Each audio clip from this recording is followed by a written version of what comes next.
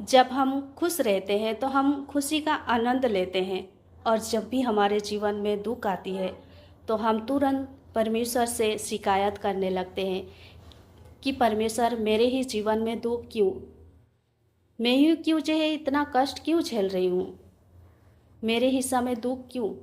हम इस तरीके से शिकायत करने लगते हैं। जब हम आयुब के बारे में देखते हैं पुराने नियम में, तब हमें पता चलता है कि हमारे से भी ज़्यादा दुख जो है आयुब ने सहा है। तो चलिए आज हम आयुब के बारे में कुछ बातें जानते हैं।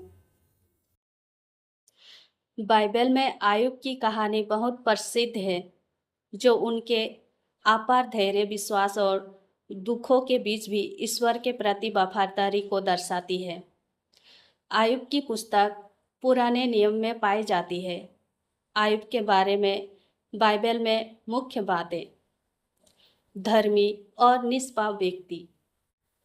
आयुब को खरा, सीधा, परमेश्वर का भय मानने वाला और बुराई से दूर रहने वाला बताया गया है। वो उच्च देश का रहने वाला था और बहुत धनी था। अकल्पनीय दुख।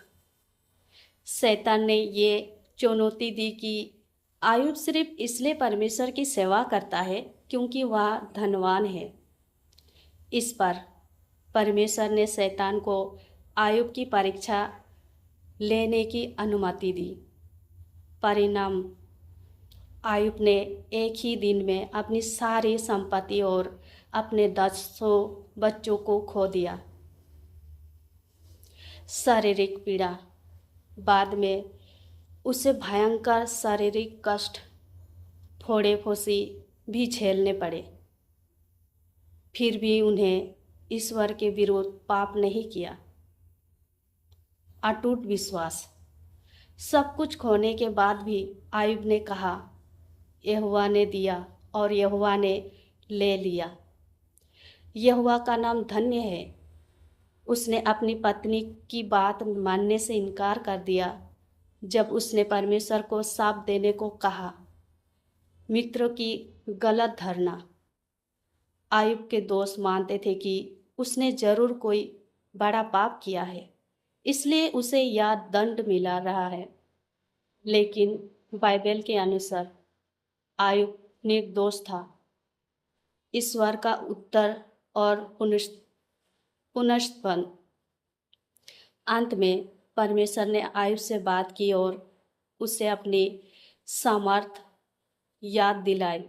परमेश्वर ने आयुब की निष्ठा को सराहा और उसे उसके दुखों से पहले से दुगुना धन, संपत्ति और सुख वापस दिया। आयुब की कहानी यह सिखाती है कि धर्मी व्यक्ति भी कष्ट झेल सकता है, विपत्ति का सामना कर सकता है। विपत्ति का मतलब हमेशा पाप का दंड नहीं होता। यह विश्वास और धैर्य की परीक्षा के बारे में है। आमीन।